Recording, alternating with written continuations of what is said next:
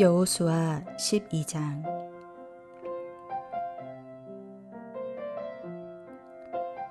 이스라엘 자손이 요단 저편 해 돋는 쪽 곧 아르논 골짜기에서 헤르몬 산까지의 동쪽 온 아라바를 차지하고 그 땅에서 쳐 죽인 왕들은 이러하니라. 시온은 헤스본에 거주하던 아모리 족속의 왕이라.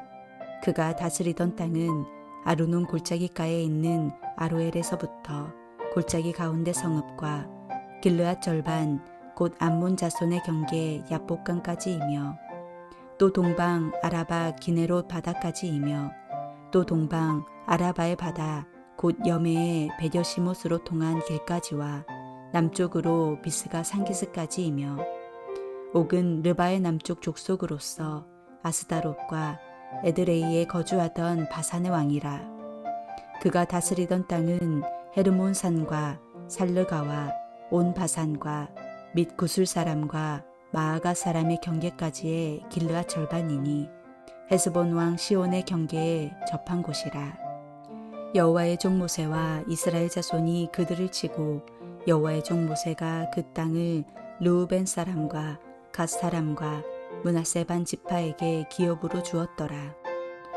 여호수아와 이스라엘 자손이 요단 이편 곧 서쪽 레바논 골짜기에 바알갓에서부터 세일로 올라가는 곳 한락산까지 쳐서 멸한 그 땅의 왕들은 이러하니라. 그 땅을 여호수아가 이스라엘의 지파들에게 구분에 따라 소유로 주었으니 곧 산지와 평지와 아라바와 경사지와 광야와 네겝 곧 헷 족속과 아모리 족속과 가나안 족속과 브리스 족속과 히위 족속과 여부스 족속의 땅이라. 하나는 여리고 왕이요 하나는 베델 곁에 아이 왕이요 하나는 예루살렘 왕이요 하나는 헤브론 왕이요 하나는 야르뭇 왕이요 하나는 라기스 왕이요 하나는 에글론 왕이요 하나는 게셀 왕이요 하나는 드빌 왕이요 하나는 게델 왕이요 하나는 호르마 왕이요 하나는 아랏 왕이요 하나는 림나 왕이요 하나는 아둘람 왕이요 하나는 막게다 왕이요 하나는 베델 왕이요 하나는 답부아 왕이요 하나는 헤벨 왕이요 하나는 아벡 왕이요 하나는 라사롯 왕이요 하나는 마돈 왕이요 하나는 하솔 왕이요 하나는 시므론 무론 왕이요 하나는 악삽 왕이요 하나는 다나악 왕이요 하나는 무깃도 왕이요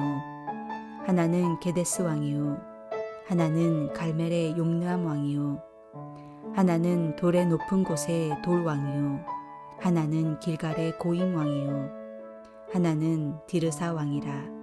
모두 31 왕이었더라.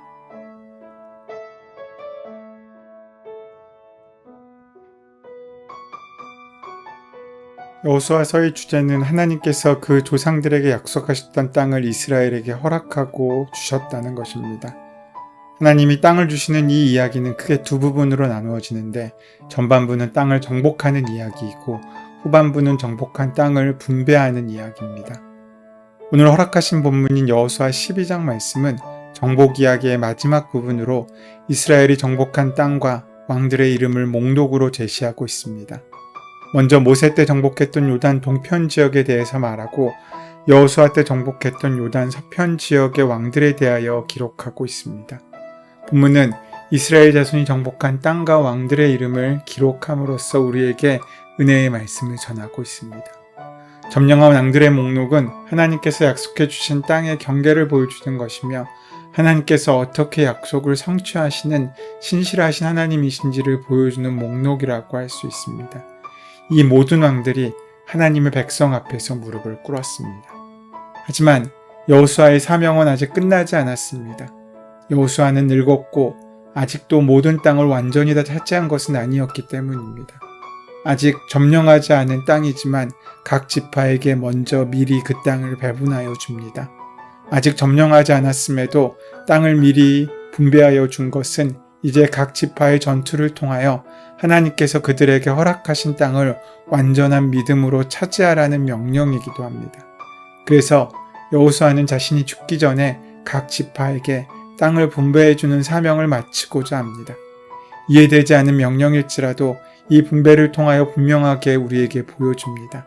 전쟁의 승리는 이미 결정되어 있으니 믿음으로 그 약속을 취하라는 것입니다. 정복 이야기가 끝나고 분배 이야기로 넘어가는 자리에 위치한 오늘 왕의 목록은 이 두 이야기를 연결해주는 역할을 합니다. 이스라엘은 요단을 건너기 전에 이미 바산과 아모리를 정복하였고 요단을 건넌 후 여리고성의 정복을 시작으로 하여 31개의 나라를 정복했습니다. 그러나 이것은 하나님께서 그들에게 주신 약속의 땅의 일부분에 불과했습니다. 하나님은 이스라엘이 가나안을 정복하기 전에 여호수아를 통해 그들에게 주실 땅을 구체적으로 말씀해 주셨습니다. 하나님은 이스라엘이 밟는 땅을 모두 주실 것이라고 말씀하셨고 그들을 능히 당할 자가 없을 것이라고 말씀해 주셨습니다. 그러므로 그들이 가나안의 많은 나라를 정복했지만 그 정복의 역사가 끝난 것은 아니었습니다. 그럼에도 불구하고 정복한 땅과 왕들의 이름은 하나님의 백성들에게 신앙의 간증으로서의 의미가 있습니다. 우리는 이 목록을 통해서 하나님의 신실하신 은혜를 생각하며 감사함으로 누릴 수 있어야 합니다. 하나님께서 오래전 아브라함에게 하신 약속을 잊지 않으시고 마침내 이루어 주셨습니다. 하나님께서 친히 이스라엘을 위하여 싸우셨고 이스라엘에게 승리를 주셨습니다. 그러면 여기 정복한 땅과 왕들의 이름이 하나님의 백성에겐 어떤 의미가 있겠습니까? 먼저 이스라엘의 승리에 대한 그 이름의 간증은 하나님께서 우리에게 약속의 성취를 위하여 요구하시는 것이 무엇인지를 말해주고 있습니다. 가나안 정복의 역사를 돌아볼 때 한 가지 분명한 사실은 이스라엘이 차지한 땅들 가운데 단 한 곳도 전쟁을 하지 않고 얻어진 것은 없다는 것입니다. 왜냐하면 하나님은 이스라엘에게 가나안을 주실 것을 약속하셨지만 전쟁을 통하여 차지하도록 하셨기 때문입니다. 이와 같은 사실은 우리가 하나님의 약속을 가지고 있을지라도 그 약속을 이루기 위해서 믿음의 싸움을 하지 않는다면 그 약속을 우리의 것으로 차지할 수 없다고 하는 사실을 말씀해 주고 있습니다. 오늘의 우리에게 약속의 땅을 차지하기 위한 전쟁은 말씀에 순종하며 우리의 삶을 결단하며 살아가는 것을 의미합니다. 하나님의 말씀은 우리에게 하나님 중심의 삶을 살라고 하지만 세상은 자신을 중심으로 삶을 살라고 말합니다. 이기적이 되면 인생이 편해진다고 얘기하고 오직 너만 바라보라고 얘기합니다.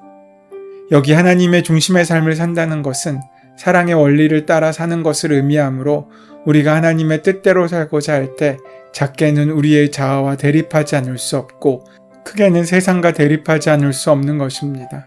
삶의 원리에서뿐만 아니라 살아가는 삶의 방식에서도 대립적입니다. 하나님의 말씀은 우리에게 오직 하나님만 의지하라고 하지만 세상은 자신의 힘을 의지하라고 합니다. 우리가 말씀에 순종하여 사는 것 바로 그 자체가 세상과의 싸움인 것입니다. 그런 삶을 살 때 하나님께서는 우리에게 순종의 삶을 요구하십니다. 그러므로 순종의 삶을 살지 않는 자는 결코 약속의 땅을 차지하지 못할 것입니다.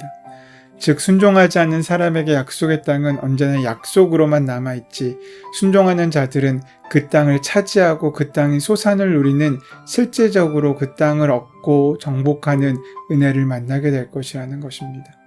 실제로 우리들 가운데 대부분은 하나님의 약속을 지식적으로는 알고 있지만 체험적으로 알지 못하는 경우가 많습니다. 이것의 차이는 순종하고 있는지 내 생각대로 살고 있는지의 차이라고 할 수 있습니다. 따라서 우리가 약속의 땅을 차지하기 원한다면 먼저 그 말씀에 순종해야 합니다. 우리가 말씀에 순종할 때 약속의 땅도 차지할 수 있는 것입니다.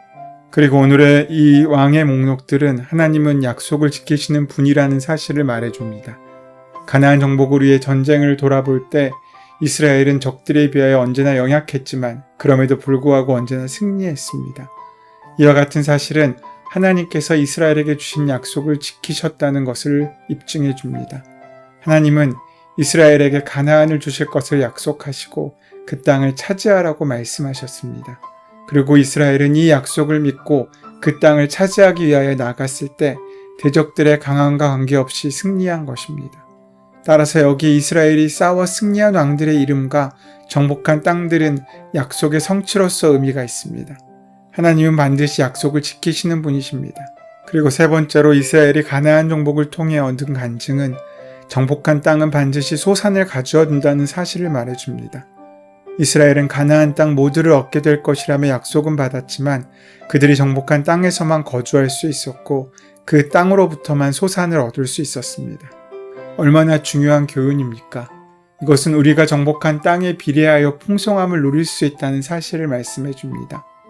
어째서 동일한 하나님을 의지하고 사는데도 불구하고 어떤 사람은 삶은 메마름에서 벗어나지 못하고 또 어떤 사람은 풍성함을 누리고 있습니까? 여기에 대한 한 가지 이유는 땅을 소유하고 있는가, 그렇지 못하느냐에 있으며 또한 적게 소유하고 있느냐, 많이 소유하고 있느냐의 차이에 있습니다. 우리가 차지한 땅은 우리가 순종을 통해서 경험적으로 하나님을 알게 된 지식입니다. 이러한 지식이 많을수록 풍요로운 삶을 살 수 있습니다. 하나님은 우리에게 진리를 알지니 진리가 너희를 자유롭게 하리라고 말씀하셨습니다. 여기서 말하고 있는 지식은 단순한 지식이 아닌 순종을 통하여 체험적으로 알게 된 지식을 말합니다. 이런 지식은 우리를 자유하게 합니다. 이런 지식은 우리의 시대뿐만 아니라 우리의 후 시대에도 하나님의 축복을 누리게 하고 이어지고 계승될 것입니다. 왜냐하면 선조들이 차지한 땅은 그 후손들이 거할 수 있게 되기 때문입니다. 이스라엘은 하나님으로부터 약속의 땅을 받았을 뿐만 아니라 말씀에 순종하여 그 땅을 정복하였습니다. 그리고 이스라엘이 정복한 땅은 그들로 하여금 그 땅에 거하며 그 땅에 나오는 소산을 먹을 수 있도록 하여 풍성한 삶을 약속해 주고 있습니다. 이처럼 이스라엘이 가지고 있는 삶의 고백들은 오늘 우리에게 약속의 땅을 차지하기 위하여 어떻게 행해야 하는지에 대해서 가르쳐주는 이정표의 역할을 하고 있습니다. 오늘 우리는 하나님께서 말씀하신 그 말씀을 따라 세상을 정복하고 있습니까? 아니면 정복당하고 있습니까? 하나님의 말씀에 의지하여 싸우고 있습니까? 아니면 내 생각과 내 방법과 욕심을 따라 싸움의 삶을 살고 있습니까? 하나님께서는 오늘 우리가 하나님의 약속을 이루는 삶을 살기 원하십니다. 우리에게 하나님의 약속이 그저 머릿속에 있는 지식으로만 끝나지 않고 삶 가운데 만나지고 누려지는 생생한 지식으로 우리 삶 가운데 함께하게 될 때 우리는 그 믿음이 우리에게 허락하시는 삶의 풍성한 은혜와 능력을 만나고 누리는 복된 삶을 살 수 있게 될 것입니다. 그것이 바로 하나님께 주신 복의 핵심입니다. 하나님의 복의 핵심은 가나안 땅 그 자체가 아닙니다. 그 땅에서 풍성한 소산을 얻고 하나님의 은혜를 누리는 것입니다. 오늘 우리에게 허락된 은혜도 마찬가지입니다. 어떤 것이 되는 것이 은혜일 수 없습니다. 우리에게 허락하신 바로 그 자리에서 하나님의 풍성한 열매를 맺게 되는 것, 그것이 복의 완성이라고 할 수 있습니다. 우리의 삶의 자리에서 그 모든 축복과 은혜를 다 만나고 누리시는 저와 여러분 되시기를 소원하고 축원합니다. 은혜의 주님, 우리의 죄된 본성은 믿음으로 싸우는 것을 그만하고 조금 더 편안히 살고자 합니다.